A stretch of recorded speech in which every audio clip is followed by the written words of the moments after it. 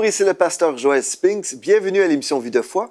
Aujourd'hui, j'ai le plaisir de recevoir le pasteur Michael Doppia, qui nous vient d'un beau pays, l'île de la Guadeloupe. C'est ça. Bonjour, pasteur. Bonjour, pasteur. Parle-nous un peu de ton Église, parce qu'on a parlé de la parole de Dieu, c'est très bien, on va le faire aussi aujourd'hui, mais juste pour ceux qui te découvrent aujourd'hui, ce jeudi matin, parle-nous un peu de ton Église, ton ministère. Voilà, alors donc, comme je disais, j'ai plutôt un ministère apostolique, voilà. Et donc, bien sûr, je fais aussi du pastorat, hein, c'est normal, hein, en tant que leader d'église. Et donc, nous sommes une église, je disais, qui était située donc, non loin de la montagne, du volcan de la Soufrière. Et donc, qui dort, hein? Qui dort, oui, qui dort, on précise, qui est ensommeillé. On veut le réveil, mais pas celui-là. D'ailleurs, petite anecdote assez rigolote. Pour la saison de l'année 2019, on avait reçu comme saison le réveil des hauteurs. Et figure-toi que lorsque j'ai décrété cette saison, il y a un article qui est sorti comme quoi il y avait un réveil, une activité du réveil du volcan. Du volcan. Et j'avais trouvé ça que c'était vraiment un clin d'œil du Seigneur. Parce que j'avais dit, waouh, c'est quand même incroyable qu'on donne cette parole et qu'il y ait ça en même temps, qu'on soit non loin. Mais il n'y a rien de grave, ça arrive. Mais c'était tombé un peu le même jour. Et donc, on avait rigolé. Donc, nous sommes une église qui va avoir bientôt 10 ans. Voilà, puisque j'ai commencé à bâtir là-bas en 2010. Et j'ai commencé dans une petite maison. Voilà, on était quelques personnes et on est resté d'ailleurs très peu pendant un bon moment, hein, et puis une trentaine de personnes pendant peut-être 4-5 ans, voilà. Et ça a grandi au fur et à mesure jusqu'à ce qu'on se retrouve dans une plus grande salle avec plus de monde. Dieu donc, nous fait cette grâce et nous sommes une église quand même assez dynamique puisque, comme je t'ai dit, on a à cœur vraiment le réveil donc, de la Guadeloupe et le réveil, bien sûr, de la Caraïbe aussi à proprement dit. Et donc, on fait beaucoup avec le mouvement qu'on a créé qui s'appelle Passionnés pour Jésus, hein, voilà, que j'ai fondé il y a peu de temps. Nous sommes itinérants dans la région et le but, c'est d'aller dans des communes, dans des régions où effectivement, on a besoin d'entendre l'Évangile et on essaie de faire ça toute l'année. Alors, on a différents types de réunions. Des réunions, on est dans les rues, des équipes, on est des fois 60-70 dans la rue. C'est extraordinaire. Aller vers les gens, à leur parler de Jésus. Et des fois, on a des conférences de réveil où vraiment, là, on prend une salle et on annonce la parole. C'est génial. Et le Seigneur fait vraiment de belles choses. Et c'est vraiment un mouvement que je souhaite vraiment pousser. Et même à l'extérieur de la Guadeloupe, j'espère que Passionné pour Jésus, je le crois, pour aller dans d'autres régions et faire des opérations dans le temps. Dans les Caraïbes, tout ça? Oui, voilà, tout à fait, dans d'autres îles, voilà. Par curiosité, est-ce que vous avez des bateaux de croisière qui arrivent chez vous? Oui, il y a des bateaux de croisière. Donc, il y en a. Donc, vous pouvez évangéliser aussi les touristes? Ah, on peut, oui, bien sûr. Alors, on ne l'a pas encore fait parce que c'est vrai que dans notre région, les bateaux n'arrivent pas trop. C'est plutôt vers la Grande Terre qu'on en a beaucoup. Alors, on en a quelques-uns quand même. Mais c'est vrai que, oui, il y a un travail à faire à ce niveau-là aussi. Même au niveau des touristes, ben, gloire à Dieu. Oui, voilà. Alléluia, on déclare le réveil sur la Guadeloupe. Amen. Gloire à Dieu. Aujourd'hui, tu veux nous parler de l'abandon total. Oui, c'est vrai. Et on a nommé, Pasteur Joël, effectivement, cette émission des gains transformés en pertes. Et donc, si on parle de gains, ça veut dire qu'on parle de valeur, donc des choses qui ont de la valeur à nos yeux et sur nos cœurs. Et comment, effectivement, il faut les transformer en pertes. Alors, c'est pas quand on entend ça comme ça, on se dit « Waouh, c'est pas très intéressant. Si j'ai des gains et que je les transforme en pertes, si on était sur le plan financier, on serait moins intéressé. On serait moins intéressé. » Mais c'est pas le cas aujourd'hui. On va pas parler de ça. Et on va discuter ensemble aujourd'hui autour de Philippiens chapitre 3, hein, pour nos auditeurs qu'ils sachent. Et on peut lire déjà, pour commencer... En fait, une des choses que je pourrais dire juste au début, c'est que tout ce qu'on perd dans le Seigneur, c'est une bénédiction. Amen. On perd le péché. Alléluia, c'est une bonne perte. Et oui, c'est une bonne perte. On perd la maladie, la dépression, tout ce que vous voulez. C'est des bonnes pertes, en bien fait, sûr, pour tout gagner dans sa présence. Donc, gloire à Dieu pour ça. On va même aller plus loin. Oui. Et donc, effectivement, il est dit à partir du verset 7, et il est bon de rappeler que c'est l'apôtre Paul qui parle et qui avertit, en fait, en disant, voilà... verset 7, mais ces choses qui étaient pour moi des gains, je les ai regardées comme une perte à cause de Christ. Donc ça, c'est le premier point. On ne perd pas pour rien. Ça, c'est important de le dire, parce qu'on pourrait annoncer que oui, on perd des choses. On verra un peu tout à l'heure dans le détail qu'est-ce qu'on est appelé à perdre. Et on verra finalement qu'on ne perd rien, mais qu'on gagne. C'est ça qui est formidable. Oui. Voilà, mais il a dit effectivement, à cause de Christ, j'ai décidé de perdre des choses. Il est bon de rappeler que, comme tu sais très bien, pasteur, l'apôtre Paul était quelqu'un qui avait une grande connaissance. Et il était assez reconnu dans sa sphère. avant de connaître Christ. Et c'était comme un grand docteur, quelque part. Il avait cette connaissance et il avait un statut, quelque part aussi, parce qu'il était reconnu, en fait, dans sa congrégation, comme étant une référence. Et il était un persécuteur des chrétiens. Et il a fait des choses vraiment très, très mauvaises, très méchantes envers les chrétiens. Et quand il est venu à Christ, on se rappelle quand il était sur cette route de Damas, il y a quelque chose qui m'a toujours touché dans ce passage, c'est que Dieu l'a rendu d'abord aveugle. Et on voit spirituellement que Dieu avait le désir de lui donner une autre vue. Mais si on lit sur le papier, on pourrait croire que c'est une vue naturelle, mais en fait, pas du tout. Dieu avait besoin de changer sa visibilité spirituelle pour qu'il ait un changement de vision. Pourquoi? Paul avait quelque chose d'intéressant. C'était un homme de cœur depuis le départ. Paul, même dans la mauvaise voie, aimait réellement ce qu'il faisait. Il avait une forte conviction qu'il était dans le vrai. Et c'est là où aussi, j'en profite pour dire à nos auditeurs, de ne pas croire, j'entends souvent des fois des gens me dire « Ah, lui, c'est impossible qu'il vienne à Christ. » Parce que quand je vois sa vie, je me dis « C'est impossible. » Nous devons rappeler que personne n'est à l'abri de recevoir le Seigneur. Il n'y a aucune âme, quelle que soit sa condition, qui ne peut pas recevoir Dieu. Amen. Et il est bon de ne pas proclamer telle personne ne peut pas avoir. C'est pas vrai, parce que quand on lit la vie de Paul, on se rend compte quand même. Si on dit ça, on limite Dieu énormément. Exactement. On dit que Dieu est incapable de sauver telle ou telle personne. Voilà, c'est pas possible. Dieu est tout puissant. Exactement. Et Paul est un exemple qu'on voit. On n'a pas le temps, mais c'était vraiment un persécuteur. Il était prêt à tuer les chrétiens. C'est incroyable. Et donc, il a été arrêté sur cette route, et Dieu l'a fait. Dieu l'a fait lui-même en direct. Et c'est là où on voit la prédestination, c'est quelque chose qu'on sait qu'avant la fondation du monde, Dieu connaissait Paul. Il savait. D'ailleurs, il ne s'appelait pas Paul. D'ailleurs, il n'avait pas le bon prénom. Prophétiquement, il y avait autre chose. Dieu avait écrit une histoire sur la vie de Paul avant qu'il naisse. Et probablement, Dieu regardait Paul en disant, en rigolant, « Continue, mais j'arrive. » Et je crois que Dieu regarde beaucoup de personnes qui sont pourtant dans des mauvaises voies, mais qui ont ce cœur. Tu sais, je crois que Dieu apprécie les cœurs vrais. C'est pas je crois, j'en suis sûr. Et on peut être vrai dans l'erreur. Oui, on peut être sincèrement dans l'erreur. Voilà. On peut être sincèrement dans l'erreur, c'est très beau. Et finalement, que Dieu se dise, si on est sincèrement dans l'erreur, Dieu va nous ramener sincèrement dans la vérité. C'est sûr à 100%. Et Paul était de ces hommes, effectivement, qui étaient dans cette situation. Et Dieu va faire une chose, je disais, il va le rendre aveugle. Une des choses intéressantes, moi, la façon que je dis, c'est comme il a suspendu sa vision naturelle pour qu'il puisse avoir une vision spirituelle. Tout à fait. Sur la vérité. Et moi, je me mets dans les pieds, dans les chaussures ou les sandales de l'apôtre Paul. Et puis, je me dis, si j'étais pendant 3 jours là, dans la noirceur, Pasteur, c'est exactement ce que j'ai dit récemment à mon église. La même chose. Je leur ai dit, on lit ça comme ça, mais on se rend pas. Je leur ai même posé la question si vous étiez ne serait-ce qu'une minute aveugle. Rien qu'une minute, parce qu'une minute, quand on parle, ça va vite, mais une minute sans voir, ça paraît long. Alors, imaginez, effectivement... Les angoisses, là. Oh là là là. Et ça, c'est pas écrit, mais il y a eu sûrement de l'angoisse, parce qu'il n'était pas né aveugle, là, il voyait. C'est ça. Il disait, mais qu'est-ce qui m'arrive? Et là, je suis certain aussi qu'il s'est posé la question, mais est-ce que j'ai vraiment persécuté les mauvaises personnes au final? Oui, tout à fait. Et donc, Dieu s'est employé à le faire parce qu'en fait, c'était un visionnaire, Paul. Il avait déjà en lui cet ADN, mais simplement sa vision était mal placée. Il n'avait pas la bonne vision. Et donc, c'est pourquoi je crois que Dieu a touché ses yeux. C'était très important pour le Seigneur parce qu'autant il était radical dans l'erreur, mais Dieu voulait le rendre radical pour la vérité. Et c'est pourquoi c'est un homme vraiment, c'est un visionnaire, c'est un exemple pour nous jusqu'à aujourd'hui. Et c'est une vraie ressource, cet apôtre Paul. Incroyable. Oui. Et on voit effectivement que quand il va retrouver la vue, il y a quelque chose qui va se passer d'extraordinaire. D'un coup, sa vie va changer. Et autant il était radical pour le mal, il va être radical pour le bien. Amen. Et tout de suite, la Bible dit qu'il s'est mis à prêcher. C'est ça qui est incroyable. Il n'est pas passé par une école théologique. Il n'est pas passé... Alors, on n'est pas en train de dire que c'est pas bon, bien évidemment. Chacun a son cursus, chacun a son histoire, et Dieu se glorifie dans beaucoup de choses. Il y a aussi une visitation du 3e ciel, qui est quand même très bien. Oui. Très bonne formation.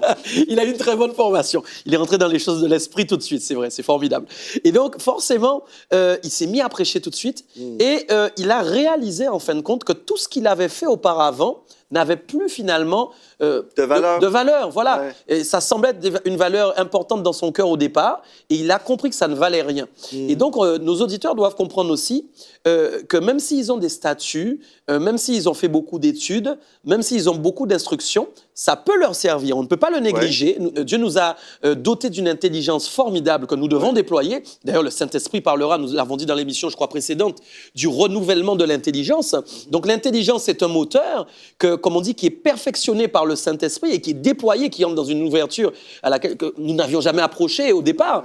Et forcément, l'intelligence est bonne, mais le Seigneur ne veut pas, en tout cas, que nos diplômes, nos statuts, nos formations soient en fait notre leitmotiv, c'est-à-dire les choses qui nous font croire finalement que nous sommes quelqu'un et que nous sommes arrivés. Et il y a quelque chose de très important, et on va le lire. Parce qu'il y avait vraiment un prestige, là. Oui. En tant qu'enseignant comme lui, là. Ah oui, il était prestigieux. Ah ouais. Ah oui, on le voit dans les Écritures. Et pourtant, il va dire donc à cause de Christ. À cause de Christ. C'est pas à cause de quelqu'un d'autre, d'un ministère qu'il aurait vu, ni à cause d'une donnée, je ne sais pas qui le motive. Il va bien dire à cause de Jésus. Donc, il a compris quelque part que Jésus lui-même avait un statut et que Jésus a décidé de délaisser ce statut. Puisque, rappelle-toi, pasteur, on dit que notre thématique, c'est la puissance de la résurrection. C'est le plus grand signe, finalement, auquel nous devons nous attacher. Et donc, dans la résurrection, nous savons avant qu'il y a eu la mort, mais il y a eu d'abord la vie de Christ sur la terre en tant qu'être vivant. Parce que Jésus est venu lui aussi corps, âme et esprit. Il n'était pas arrivé en esprit. Il a subi la souffrance. Il est important de le rappeler. Des fois, on pense Jésus spirituel, celui qui est à la droite de Dieu, qui a de la puissance, qui a l'autorité. Oui, c'est cette dimension dans laquelle nous sommes. Mais n'oublions pas qu'il a laissé aussi des enseignements, des instructions, du temps de son vécu, de son passage, en tant comme nous. Et il a délaissé son statut de prince qui était dans le ciel. Il s'est dépouillé lui-même au verset 7. Voilà. Philippiens, exactement. Verset 7. Il s'est dépouillé lui-même en prenant une forme de serviteur, en devenant semblable aux hommes. C'est ça. Et il a paru comme un vrai homme. C'est ça. Il s'est humilié lui-même, se rendant obéissant jusqu'à la mort, même jusqu'à la mort de la croix. Voilà. Et on ne peut pas mettre de côté ce passage. Et parce que pour moi, c'est une fondation dont nous sommes en train de parler. Et on doit entrer dans notre marche avec le Seigneur Jésus en ayant cet état d'esprit et en le laissant effectivement lui aussi faire le travail de dépouillement. Parce que des fois, j'avais donné cet exemple dans mon témoignage, j'avais dit effectivement que dans les premiers temps de ma conversion, très vite le Saint-Esprit m'a convaincu de certaines choses que je devais jeter, mettre de côté. Alors le Saint-Esprit effectivement l'a fait et j'ai eu conscience de ces choses assez rapidement. Mais n'oublions pas que le dépouillement, ça peut durer toute la vie. Parce que le Seigneur n'a jamais cessé de nous faire voir des choses que nous devons relâcher. Et même nous pouvons dire autre chose. Il arrive parfois que nous soyons dépouillés puis rhabillés. Ben c'est vrai. On peut se dépouiller et puis les années passent, la religiosité arrive, les habitudes avec le Seigneur viennent et puis on se rend compte finalement que quelque chose qu'on avait finalement vu comme une perte redevient important. J'ai eu l'occasion de voir ça des fois dans la vie des chrétiens. Ils avaient laissé quelque chose qui effectivement ils avaient compris sur le moment que ça n'avait plus de valeur, qu'il fallait se dépouiller de cette chose et puis la facilité est revenue et finalement on revient à ce qu'on avait laissé. C'est pour ça qu'on doit toujours demeurer bouillant en fait. Amen. Et oui, très important. Et effectivement, le chien ne revient pas à ce qu'il a vomi. Ce n'est pas possible. Et donc, d'ailleurs, Paul dira toujours qu'il court vers le but. Et dans cette course il est un athlète en fait spirituel. Cette course qu'il a entamée avec le Seigneur, où il est en train de courir vers le but, c'est être bouillant. C'est ça, être bouillant. Quand on commence à marcher, à ralentir, et finalement aller de plus en plus lentement, c'est qu'on est en train de se refroidir. On est dans une course, ça ne veut pas dire qu'on brûle les étapes et qu'on va vite, mais c'est sur le plan spirituel, parce qu'il y a effectivement ce réchauffement dans notre cœur, on est bouillant pour le Seigneur, et on ne veut pas perdre le but qui est d'aller vers effectivement le salut. Et donc forcément, quand on court, on ne peut pas regarder en arrière, puisque si on court en regardant en arrière, qu'est-ce qui va se passer, pasteur? On va trébucher, on va tomber. Grâce au rendu à Dieu, il va nous relever. Donc, il faut être passionné pour Jésus, en fait. Oui, voilà. C'est ça. Voilà. Donc, c'est glorieux. Et effectivement, on voit, verset 8, « Et même je regarde toutes choses comme une perte. » Il va dire « toutes choses ». Il n'y a pas de sélection. Ça, j'ai envie d'en parler. Parce que des fois, on remarque aussi, on constate qu'il y a des fois un tri sélectif. C'est-à-dire, en fait, il y a certaines choses que le Seigneur va dire, bon, tiens, ça, moi, je me rappelle dans mon témoignage, il y avait des choses que Dieu m'avait dit d'enlever. Et puis, quand j'arrivais sur certaines choses, je disais, j'aime bien cette chose quand même. Pourquoi le Seigneur veut l'enlever? Parce que finalement, c'est pas si mauvais que ça. Et en fait, Paul va dire non, toute chose. Donc ça veut dire qu'il n'a pas fait de tri sélectif, il n'a pas fait une sélection dans les choses qu'il avait envie d'enlever ou rejeter ou laisser ou perdre en tout cas. Il a accepté pour le Seigneur de perdre tout ce que Jésus lui demandait de perdre en fin de compte. Et ça, c'est formidable. Il va dire même, je regarde toute chose comme une perte. À cause de quoi? De l'excellence, de la connaissance de Jésus-Christ, mon Seigneur. Donc, il y a une notion d'excellence quand on connaît le Seigneur. La connaissance de Jésus amène un goût, un parfum. Et quand on goûte, en fin de compte, à l'excellence de Dieu, on se rend compte que tout ce qu'on trouvait bon avant, on va parler de degré de goût, de degré, en fin de compte, de parfum. Il y a des choses qu'on faisait avant dans le monde, avant d'avoir le Seigneur. Pasteur, on trouvait ça formidable. On disait, waouh, c'est excellent, c'est ça l'excellence, c'est ça la vie. Hein? Mais quand on reçoit l'excellence de la connaissance de Dieu, alors il y a un niveau d'excellence qui vient couvrir toutes les autres excellences que nous avions eues par notre passé. Et on se rend compte, en fin de compte, que les saveurs du passé n'ont pas de saveur et que la saveur de Jésus-Christ, c'est le summum. C'est ça, je regarde toute chose comme une perte. Et je pense, si on fait vraiment du Seigneur Jésus notre trésor, en fait, c'est ça que Dieu veut. L'amour de l'argent est la racine de tous les maux. Hein? L'amour de l'argent, pas l'argent en soi. Des fois, les gens comprennent. Oui, les gens confondent, on est d'accord. Mais c'est l'amour de l'argent. En fait, ce que Dieu veut, et il a toujours voulu, c'est notre cœur. Tout à fait. Qu'on puisse faire de Jésus notre trésor. Exactement. En fait, c'est ça. Hein? Si Jésus est mon trésor, Dieu peut me dire, tu vas donner ta voiture, tu vas la semer dans la vie d'une personne. Tu vas donner ta maison. Bien sûr. Mais si j'aime mieux ma maison plus que Christ, ça ne veut pas dire que Dieu va me dire de donner ma maison. Là. Tout à fait. C'est pas forcément le cas. Là. Bien sûr. Mais si Dieu me disait, donne ta maison à telle famille, et je dis non, ma maison est mon Dieu. C'est ça que je suis en train de faire, en fait. Donc, c'est pour ça que je dois considérer toute chose comme une perte pour la connaissance de Christ. Exactement. Et je ne sais plus où c'est écrit, mais là où est ton cœur, là sera ton trésor, en fait. Et on sait qu'il y a un homme qui a voulu vendre un champ pour cacher son trésor. Parce que s'il trouve Dieu, il veut le garder dans son cœur. En fait, c'est ça. Il faut que Jésus soit notre trésor. Voilà. Et ça, c'est formidable, ce que tu dis. Et il y a je pense aussi que si on ne goûte pas, on ne peut pas savoir. C'est important. Pasteur, je peux t'inviter à un bon repas et puis ne rien te donner et te dire à la fin, alors tu as trouvé que c'était bon. Je veux dire, pasteur, désolé, mais j'ai rien goûté, je ne sais pas. Et donc, forcément, il faut que tu goûtes pour savoir que c'est bon. Et c'est là où on vient, ça nous suit durant toutes ces émissions, à cet aspect effectivement de religiosité et de réelle relation avec le Seigneur. On ne peut pas goûter au Seigneur s'il n'y a pas de relation, pasteur. C'est ça. Et le mot, c'est la connaissance ici. Mais oui, il faut le connaître. Et donc, pour connaître, il faut goûter. Et je crois que malheureusement, des fois, des gens connaissent Jésus sur le papier ou simplement sur ce qu'ils entendent, mais en tout cas, ils ne goûtent pas réellement l'expérience en fait du Seigneur Jésus. Et je crois aujourd'hui encore que le Seigneur est en train de dire, accepte de perdre ta vie, accepte de perdre certaines choses et tu vas réellement goûter au Seigneur. Amen. Tous ceux qui décident de perdre quelque chose vont gagner quelque chose en Jésus, pasteur. J'en suis pleinement convaincu. Amen. Bon, ce mot-là, connaissance, j'ai fait une série complète qui s'appelle « La connaissance révélée ». Oui, amen. Et avec plusieurs invités, en fait, on a parlé de cette connaissance. Je crois que c'est un thème du Saint-Esprit, pas simplement pour cette semaine, mais pour tout le temps. Je ne sais pas, là, mais vraiment, Dieu est en train d'inviter son Église à le connaître véritablement. Et j'aime ça parfois poser cette question à mes invités, et je vais te poser la question. Si on te filmait, le matin, comment est-ce que tu vis ta vie chrétienne avec le Seigneur? Tu te réveilles, là, raconte-nous un petit peu ta vie en privé. On te suit avec une petite caméra, mais c'est toi qui dirige. Mais en fait, la raison pour laquelle je pose la question, c'est parce que Dieu nous appelle à le connaître, à avoir cette relation d'intimité avec lui. Donc, ça m'intéresse toujours de savoir comment un homme de Dieu comme toi, comment est-ce que tu le connais? Je n'ai jamais les mêmes matins. C'est ce que j'ai envie de dire. Et c'est là où je vais dire que je privilégie la relation avec Dieu. Et c'est vrai que je n'ai jamais les mêmes matins. Alors, je sais qu'il y a des gens qui aiment bien avoir des préceptes à telle heure ou telle chose. Moi, non. En fin de compte, je vais en fait me réveiller, bien sûr, penser au Seigneur dans mon cœur, prier évidemment, lire la parole. Mais c'est vrai que dans ma relation, je n'ai pas établi d'horaire ni de choses spécifiques. Et bien évidemment, donc c'est ce temps que je vais prendre avec le Seigneur, quel que soit le moment. Parfois, c'est la nuit, parce qu'il arrive parfois que le Saint-Esprit nous réveille la nuit. Et ça arrive, c'est vrai. Même des fois où on est un peu fatigué, il le fait. Et donc, il va me réveiller la nuit. À ce moment-là, je vais venir à lui. Mais le matin, en général, c'est vrai que je suis dans sa présence. Il m'arrive de parler au Seigneur sous ma douche, même aussi quand je suis dans la voiture. Et à tout moment, en fin de compte, au départ. Alors évidemment, j'ai une famille, donc je m'occupe aussi avec mon épouse des enfants, de tout ce que nous devons faire. Mais je dirais que dans ma relation avec Dieu, j'ai vraiment une relation simple, pasteur.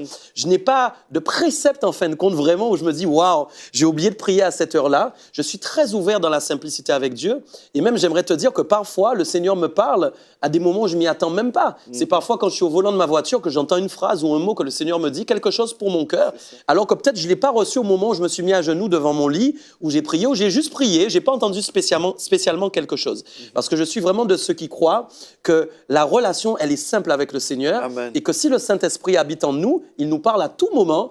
Et donc que nos matins, en tout cas je suis de ceux qui croient que mes matins sont tous différents avec Dieu, même si c'est vrai qu'on prend le temps quand même de prier, d'être dans sa présence, mais d'être assez ouvert en fin de compte. Voilà, en fait, la Bible nous dit prier sans cesse. Voilà. Donc, en tout temps, c'est vraiment approprié. Oui, voilà. Alors, et même c'est important que tu le dises, parce que je sais que souvent, on rencontre des personnes qui pensent en fait que Dieu ne va les écouter qu'à des moments où précis, où ils ont établi en fait des systèmes, et c'est un peu dommage. Alors, c'est vrai que c'est bien de fermer la porte de sa chambre, comme la Bible nous incite à le faire, de prendre du temps de côté avec le Seigneur, mais il faut être quand même assez ouvert pour comprendre Dieu est vivant, pasteur. C'est un esprit vivant, et c'est ça qui est formidable. Et quand on lit dans la Genèse que son esprit se mouvait au-dessus des eaux, et nous savons que son esprit peut se mouvoir à côté de nous, en nous, il est là, et il est constamment avec nous. Hein, c'est ça, je pense qu'il faut demeurer toujours connecté à Dieu. Toujours. On est tous différents. Moi, j'ai une routine, mais ma routine change parce que Dieu me réveille à des heures différentes. C'est ça. C'est ça. Ça fait que même ce matin, je me suis réveillé. Bref, des fois, on se dit, on se réveille à telle heure, mais Dieu dit, non, j'ai besoin de toi, je veux que tu pries avant. Donc, c'est ça, on se laisse diriger par Dieu, mais au final, ce qui compte, c'est que Dieu est numéro 1 dans notre vie et on le cherche constamment pour le connaître. Et j'aimerais bien rajouter une chose sur ce que tu as dit sur le réveil. Ça va encourager aussi les auditeurs. J'y pense parce que ça m'arrive. Je rencontre des fois des gens aussi qui s'infligent en fait des punitions dans l'esprit. Parce que, par exemple, le Saint-Esprit a essayé de les réveiller, ils n'ont pas réussi. Et même moi, homme de Dieu, ça m'arrive parfois, pasteur, que le Seigneur m'ait secoué, par exemple, et que j'étais trop fatigué, je n'ai pas réussi à me réveiller. Et le lendemain, je demande pardon à Dieu, et le Seigneur me réveillera le lendemain ou alors à un autre moment. Mais ça, c'est important de le dire, parce qu'on enlève des fois trop cette simplicité, en fait, avec Dieu, et ce qui donne une image de Dieu qui serait un peu un père fouettard. Et en fait, Dieu est un papa. Et ça peut arriver comme un père que nous aussi, nous ayons envie de réveiller notre enfant pour aller, par exemple, à un spectacle. L'enfant ne s'est pas réveillé. On ne va pas lui donner des coups parce qu'il ne s'est pas réveillé. Dieu n'est pas là pour nous condamner. Voilà. Amen. Et Dieu nous aime. Alors, bien sûr, il doit nous pousser, mais je pense qu'il faut avoir cette simplicité de relation avec lui. Amen. Gloire à Dieu. Donc, on doit être prêt à perdre des choses pour gagner le meilleur. Amen. Et on disait, pour continuer, puisqu'il y a d'autres choses intéressantes, on était au verset 9, voilà. Et donc, d'être trouvé en lui, non avec ma justice. Je veux en parler parce que justice aussi, dans le grec, qui veut dire un positionnement qui nous permet d'être agréable à Dieu. J'aimerais expliquer ça parce que quand on parle de la justice de Dieu, on parle de personnes donc, qui ont le cœur suffisamment travaillé, où les commandements écrits dans le cœur se manifestent vraiment dans le naturel, en fait, dans la façon de fonctionner des personnes, ce qui va nous rendre agréables à Dieu. Donc, quand on nous appelle juste, nous sommes arrivés à un stade de perfectionnement où, quand le Seigneur nous regarde, nous lui sommes agréables. Et Paul va dire quelque chose d'intéressant. Il va dire, il ne veut pas être trouvé, effectivement, avec sa justice, parce qu'il avait compris que la justice qu'il manifestait dans le passé l'avait rendu désagréable au Seigneur. Et donc, tous les préceptes qu'il avait établis, finalement, religieux, où il pensait que ça le rapprochait de Dieu, étaient en train de l'éloigner de Dieu. Et donc, il dit plus loin, celle qui vient de la loi, il précise, c'est la loi qu'on essaye de... Les préceptes humains, ça ne me rapproche pas de Dieu. Mais il dit, avec celle qui s'obtient, pasteur, comment ? Par la foi. Donc, la foi en Jésus-Christ. Et rappelons-nous notre thème, la résurrection de Christ. C'est ça. Nous sommes en train de dire à nos auditeurs aujourd'hui qui nous regardent, ta foi doit être vraiment puissante dans ce que Jésus est en tant que ressuscité. Et si tu crois qu'il est le ressuscité, alors tu vas obtenir la justice qui te rend agréable à lui. Comment? Parce que tu vas recevoir le Saint-Esprit si tu ne l'as pas encore. Et si tu l'as, et que tu t'étais endormi sur ce niveau, eh bien, le Saint-Esprit va se manifester à nouveau. Il va écrire la table des commandements sur ton cœur, la table des commandements qui devient ton cœur, et naturellement, tu vas entrer dans le relationnel avec Dieu et tu feras naturellement ce qui plaît au Seigneur. Amen. Tu vois, des fois, on peut rencontrer des gens qui sont dans un système religieux, qui sont dans leur propre justice, ils s'imaginent vraiment être corrects devant Dieu. Mais quand on s'arrête et on pose la question, comment devenir juste? Bien, ce n'est pas par les œuvres de la religion, par exemple, mais c'est seulement vraiment par la grâce que nous sommes sauvés, par le moyen de la foi. Tout à fait. Donc, ce n'est pas par les œuvres afin que personne ne se glorifie. Mais si, par exemple, je dis, bien, j'ai donné de l'argent aux pauvres, donc je suis juste. Mais là, j'établis ma justice sur ma performance, sur les choses que je vais faire. Mais en fait, la justice vient lorsque je place ma foi dans l'œuvre de la croix, ce que Jésus a fait pour moi. C'est alors que Dieu me déclare juste. J'étais coupable avant, mais là, j'ai été déclaré juste. Mais cette déclaration aussi, il va y avoir le processus de la sanctification. Donc, on est déclaré saint, on était pécheur, mais là, d'un seul coup, Dieu enlève les vêtements de souillure. Et là, nous sommes revêtus de sa justice, pas la nôtre. Sa justice, nous sommes déclarés saints. C'est ça qu'on voit, l'apôtre Paul écrivait aux saints, pas aux pauvres pécheurs, il écrivait aux saints.